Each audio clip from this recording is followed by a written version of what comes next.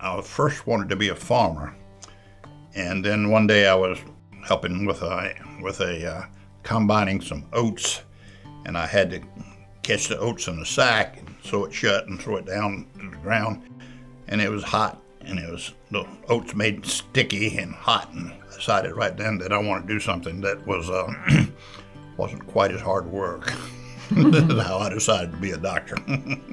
I was going to be a ballerina, but very quickly, I think I've always wanted to be a doctor.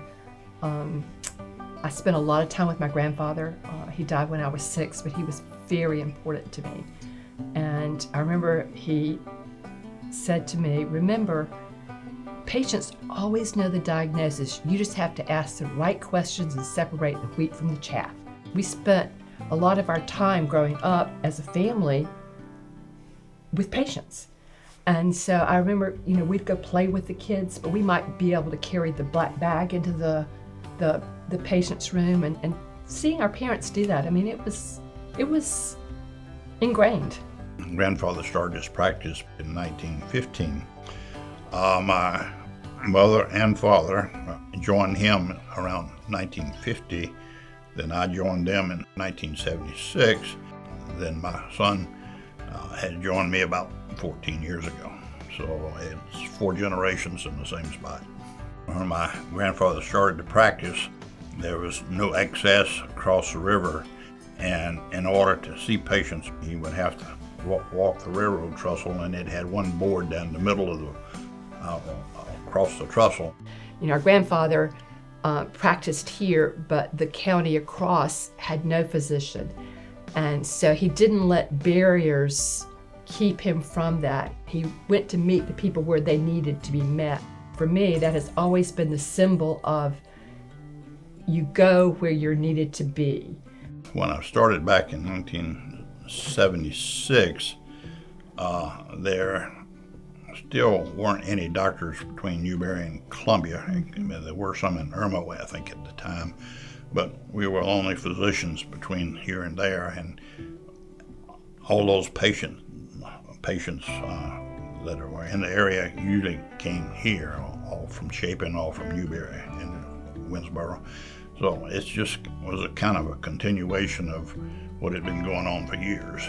From time to time, I will get a patient that comes in. I have 5 or 10 people yet that are in the late 80s that come in and will say, your granddaddy delivered me, and I've never seen any doctor but a pinner. We had an intercom system where he would call in prescriptions, and one day he called in a prescription. We were busy, and he said, a prescription for Joanna, and this, that, and the amoxicillin. I said, Joanna who? And he said, your Joanna. My oldest child was here with me every day. They were both here. Went over there and just took her, my youngest, next door, and he saw that she had an ear infection and wrote her a prescription. I didn't even know she was in there. So needless to say, I didn't win Mother of the Year that day. But my oldest, who is now a PA, she of course loves him to death, thinks he's the best thing on earth. And when she was small and got a doll that looked just like her, and everybody was naming them different things, she named hers Dr. Carroll. So I'll always remember. I still have Dr. Carroll if you want to meet her. But he's just been a big part of my life and my parents and my children, and a big part of our lives. We teach medical students here, or we have rotations through, and usually for a month or so that they come through, and each one of them I try to twist their arm and get them involved in family medicine. I try to point out the fact that just as I've alluded all along, that I know these patients and they can see my concern for the patient, and hopefully I can point to them and saying that they can see through me that how much I care for my patients, and that hopefully I can ingrain some of that in them, even if they should go into a specialty. I really admire you so much. Well, I appreciate the accolades. I don't know if I deserve them or not. Yes, you do. You really do. And Daddy Dot would be very proud of you. So would Mom and Dad.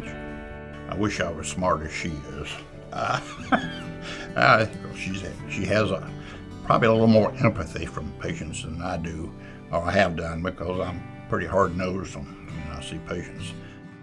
Having grown up in a small town, I had always pictured living in a small town, so kind of to dump me in practice in Atlanta was difficult. It was different than what I had expected, but it was, you enjoyed using your education and seeing practice. You always have a special relationship with patients when they share with you in such a small amount of time, such personal information.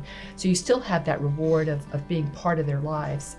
I went and joined Good Samaritan, which is an inner city clinic that took care of homeless and uninsured, and worked there for a number of years.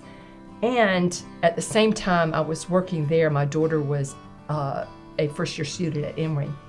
And so the Emory medical students would come and do a night clinic, and I was able to precept that clinic and teach physical diagnosis. And I really think I channeled my mother during that time, because my mother was a really good diagnostician, and so I was able to pass that on. And I really enjoyed, knowing that I had some impact on these new students. But it also was a wonderful time to reestablish a relationship with my daughter, and for her to see me in a different role and me to see her in a different role. The vast majority of our patients have no insurance at all. Many are homeless, many are between jobs, some are working poor, and so consequently they don't often have access to a doctor. But we have a place where these patients can come and get excellent medical care, and that's where Laura comes in. She was an excellent physician who gave the very best care to our patients. As I was getting more toward thinking about retirement, we moved up into North Georgia, and I got to have a couple of years of being a country doctor. And I really enjoyed it, because you go through Walmart or Ingles and you run into your patients, and they stop and say, well, that medicine you got me on, or you can't remember their name, but you can remember their blood pressure, and still, reap the benefits of having served in the community where I now live, and the special relationships you make with people as you have been that part of their life. I had retired, but I still wanted to use my skills. And a very good friend of mine, a gardener, was a nurse, and she was doing nurse calls for Victory Home. And so she asked I would join her there. And so for an additional 5 years, I worked as a volunteer physician there. Victory Home is a residential program for men with drug and alcohol. And I would do their medical work.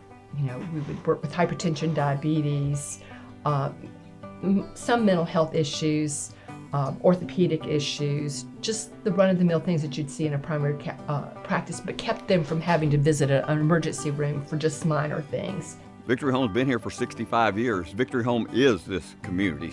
She's probably the first doctor a lot of these men have seen in years. She may even be the first doctor some of these men have ever seen. And the fact that somebody cares about them. I mean, when I got here, I felt like I wasn't worth wasting time on. And my self-esteem was as low as you could get. And she made me feel like I was worth something again. These are people who had been outside of the medical system. They didn't trust it, couldn't afford it, had ignored all of their physical health as they had just been driven by their addiction.